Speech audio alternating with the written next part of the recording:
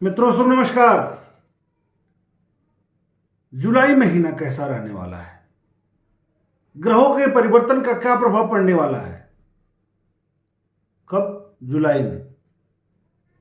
इसी सीरीज में अब तक हमने धनु लग्न वालों पर कैसा रहने वाला है, ग्रहों का प्रभाव, इसकी चर्चा कर लिया।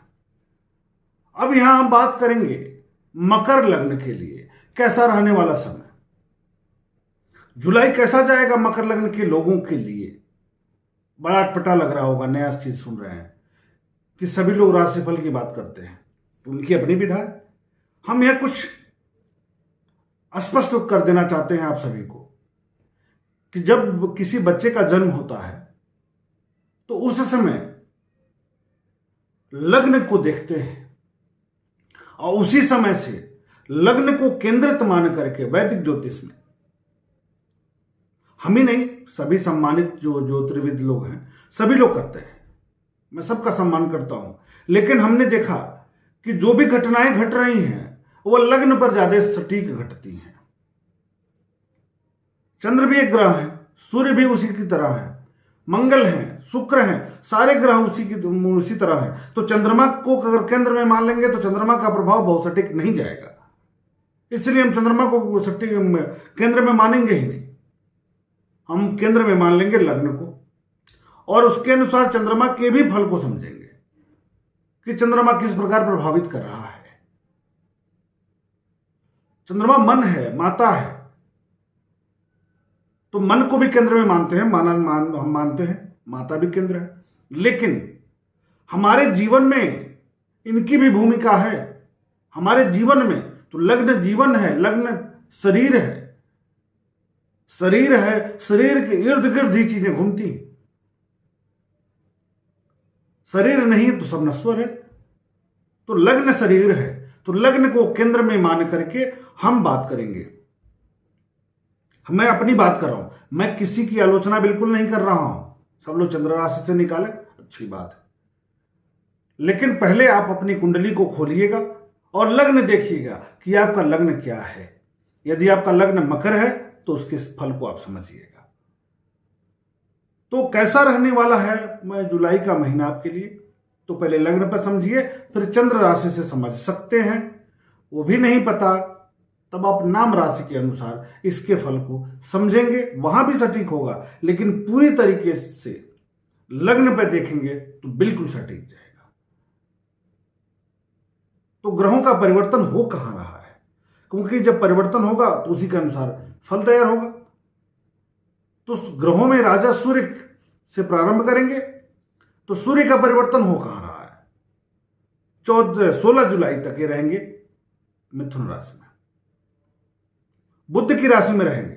16 जुलाई के बाद ये चले जाएंगे चंद्रमा की राशि कर्क में और मास पर्यंत रहेंगे। चंद्रमा का परिवर्तन 2.25 दिन पर लगभग प्रत्येक राशि में होता रहता है। मंगल का परिवर्तन 21 जुलाई को कर्क राशि से सिंह राशि में होगा। कर्क राशि में नीच राशि में थे और सिंह राशि में प्रवेश करेंगे, यहां इनके अनुकूल राशि प्राप्त होगी, मित्र की राशि प्राप्त होगी, पूर्ण फल को प्रदान करने वाले होंगे। बुध 1 जुलाई से लेकर के 6 जुलाई के बीच में राहु के साथ वृष राशि में गोचरी संचरण करेंगे। 6 जुलाई से लेकर 24 जुलाई के मध्य में स्वाग्रह स्थिति में रहेंगे, मिथुन राशि में रहेंगे। 24 जुलाई के बाद ये कर्क राशि में प्रवेश करेंगे, मासांत तक रहेंगे, महीने के अंत तक रहेंगे, 31 जुलाई तक रहेंगे कर्क राशि में। देवगुरु बृहस्पति कुंभ राशि में इस महीने गोचर करते रहेंगे, आगे भी करेंगे, कब तक करेंगे ये अलग वीडियो है इसके लिए। शुक्र 16 जुलाई को प्रवेश करेंगे सिंह राशि में, तब तक मंगल के साथ कर्क में गोचरी संचरण करते हुए प्रभावित करेंगे।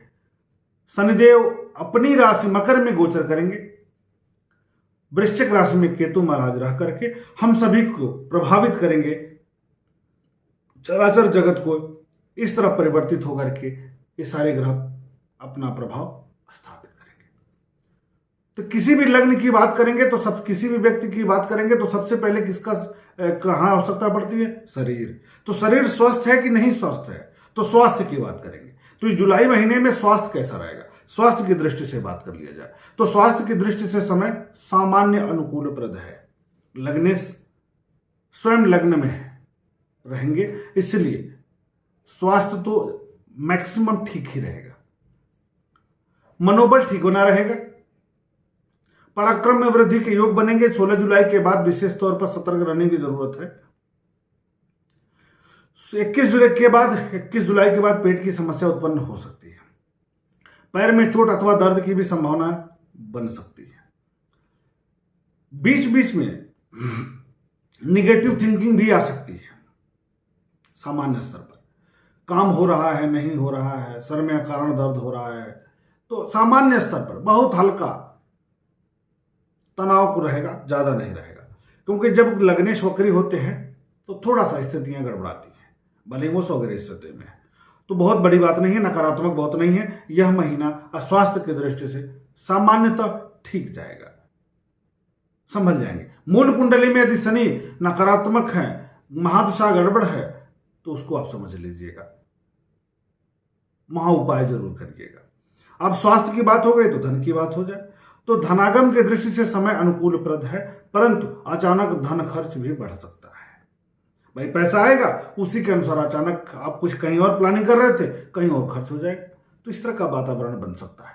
परिवार में शुभ कार्य होने की संभावनाएं बनेंगी, चाहे वो संतान को लेकर हो,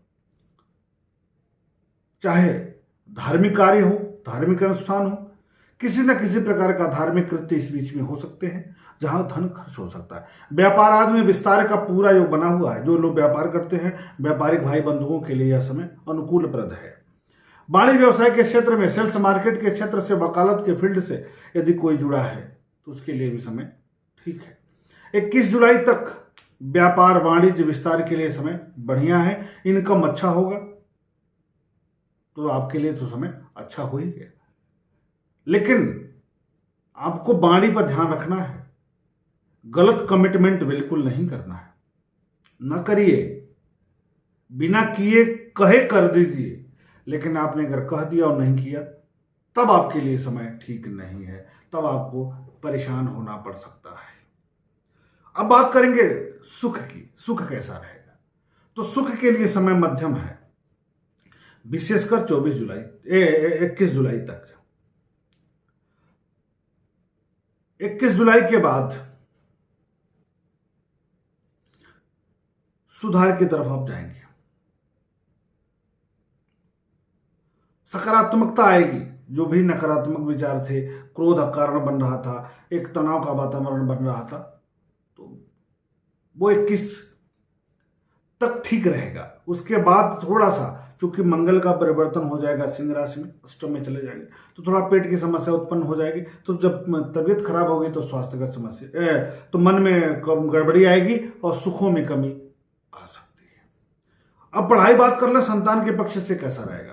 तो संतान के पक्ष से भी समय ठीक रहेगा। क्यों?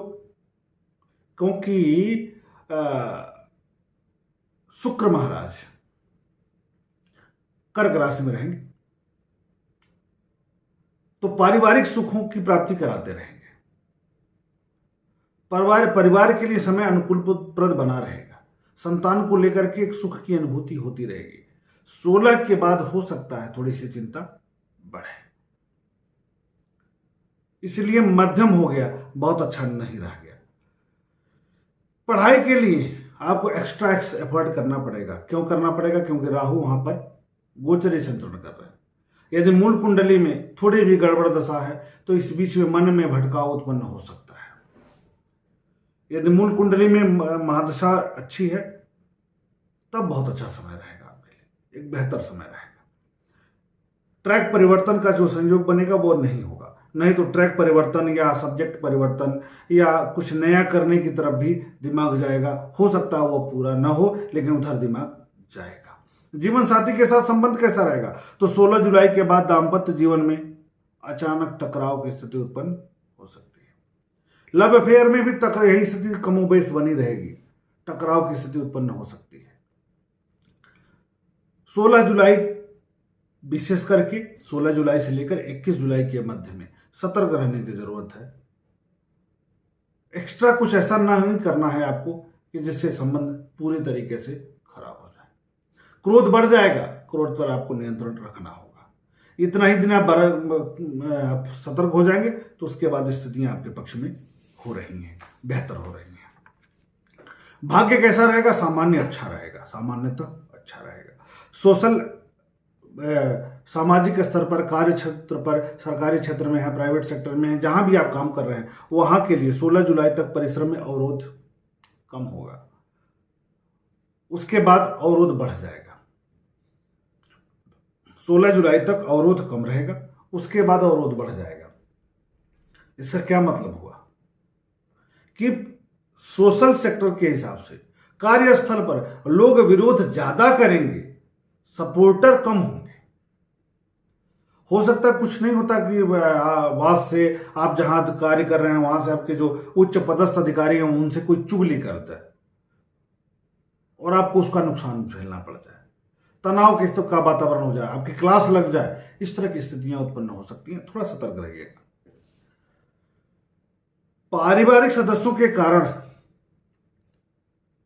पूजा पाठ के कारण, शुभ कार्यों के कारण घर में खर्च बढ़ेगा। इसके लिए आप चिंता नहीं करिएगा, इसकी भरपाई शीघ्र ही हो जाएगी। उपाय क्या करेंगे? आप सूर्य उपासना करना ही करना है आपको।